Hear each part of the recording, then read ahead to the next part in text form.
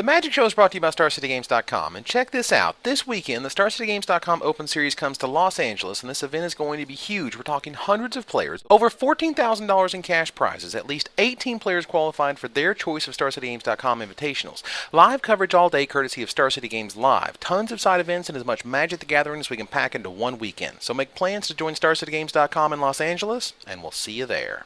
Hey, I'm Patrick Chapin, and welcome to the Magic Show.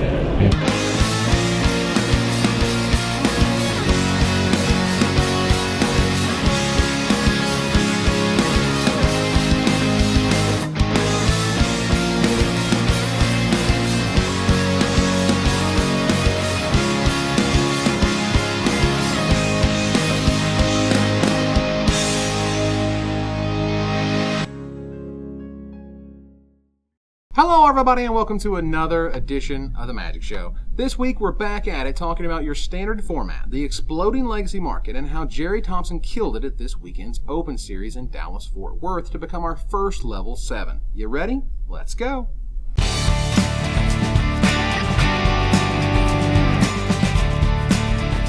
So this week we're going to start off by talking about Legacy, and more specifically the exploding Legacy market. Now this week saw another milestone reached in terms of format and the cards in it. Now Sword of Fire and Ice is now a $50 card. Yep, the equipment from Darksteel that you threw into every cube and commander deck you saw is now commanding a serious price tag. And it's all because of its playability, and possible future playability in the Legacy format. And that's no coincidence. Look at Candelabra of Tawnos, an $80 to $100 card depending on where you were looking, a few weeks ago. Then Alex Hatfield destroys the tournament and wins the Legacy Open with High Tide, leveraging on this powerful card, and boom, a $250 monster is born. Market swings like this are expected, but what about the slow growers? Look at Force of Will. This is a card that you don't run 3 of, or 2 of, or definitely not 1 of. You want a playset, and for a simple uncommon, it's getting harder and harder to find. We're talking $70 a whack for a near mint copy, and that doesn't look like that price is going down anytime soon. A few months ago, $60. A few months before that, $55, and so on. Slowly but surely, the prices have snuck up on everyone in one way or another. I mean, a Beta Underground Sea is worth more than any Beta Mox. You realize that, don't you? Well, what can you do? Well, there's some that are saying that the market is creating a bubble, and I'd like to think it's simply catching up to popular demand. The fact is, the more people interested in the format, the more it costs to get into. Your first boogeyman to overcome is the reserve list, as it's going to keep punishing you in various ways, primarily in the cost of dual lands. If you're thinking about picking up your favorite style of deck and running with it, I'd suggest you do so now. Now note that many popular decks don't even run duels. I mean, look at Bertoncini's winning Merfolk list from the Memphis Open. He had basics, he had Wastelands and Mutavaults. Goblins often run Mono Mountain with Wastelands and Rashad and Port being your money sinks. Jonathan Medina wrote a brilliant premium article on Monday discussing the cost of entering Legacy, with several powerful options available at the cost of just a handful of standard legal planeswalkers. For those looking for the business trading end of things, I'd take a long look at the power of swords and their investment potential, as it were. As I mentioned, Sword of Fire and Ice is a whopping $50, but Light and Shadow is right behind it at $35. Now, if there is one preview I can always harken back to, and would like to thank Wizards of the Coast for giving me, it is the best card in Mirrodin Besieged and Sword of Feast and Famine, which is currently $25 and isn't looking any cheaper anytime soon.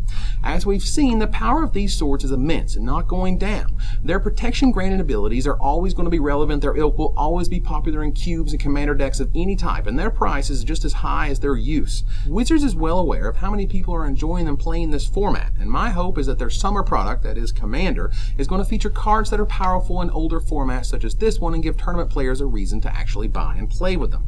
Fingers crossed, and with all that, it's time for our Open Series update.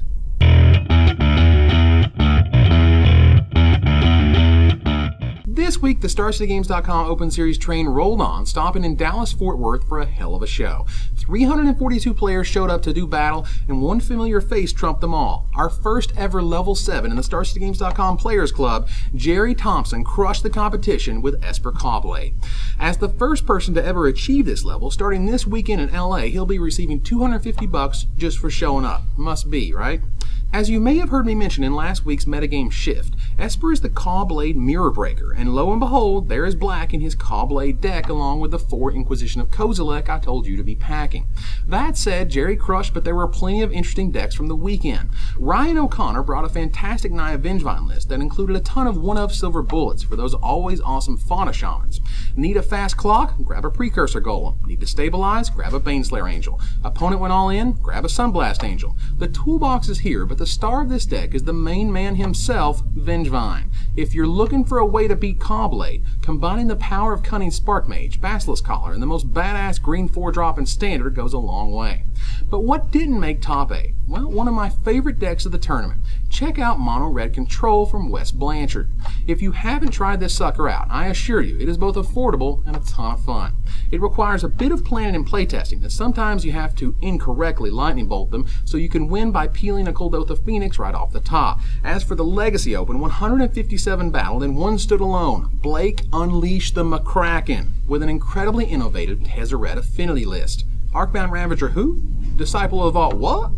Who needs that when you win on turn 3 consistently and on turn 4 normally threatens some serious Tezzeret drain life action? This deck is certainly hated out quite easily, but is yet another example of hitting the metagame hard in one direction and being rewarded thusly.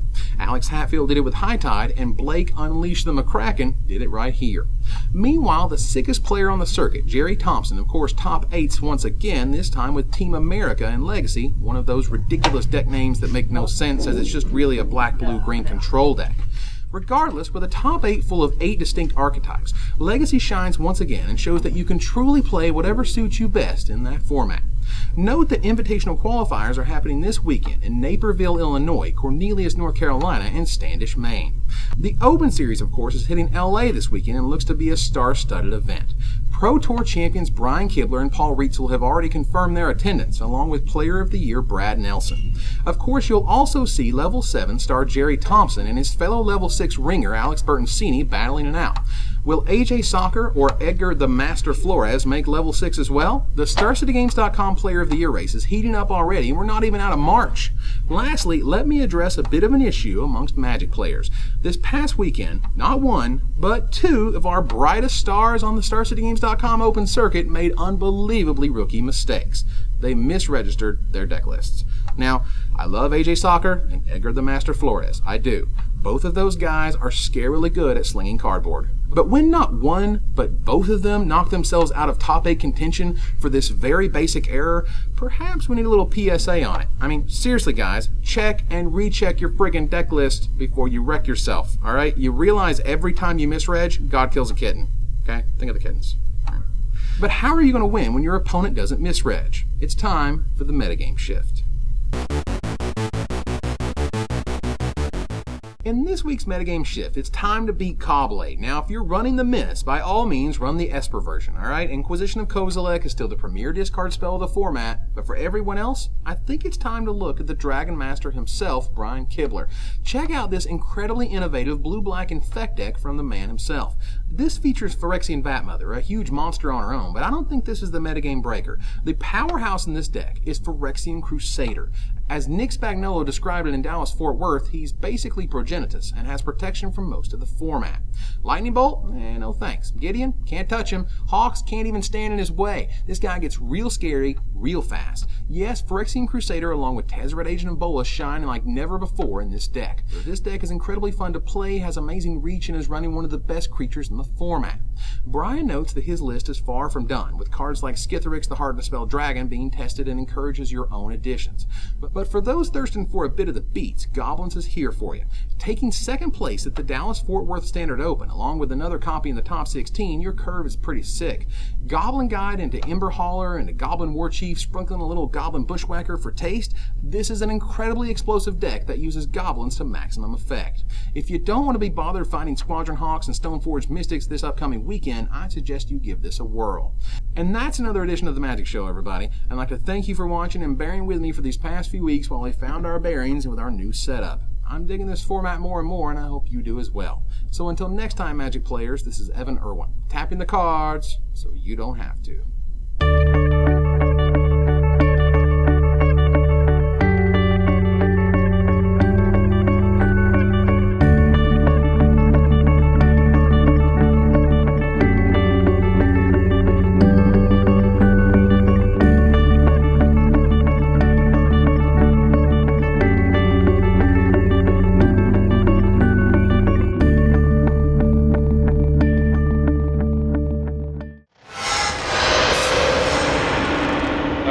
fatties.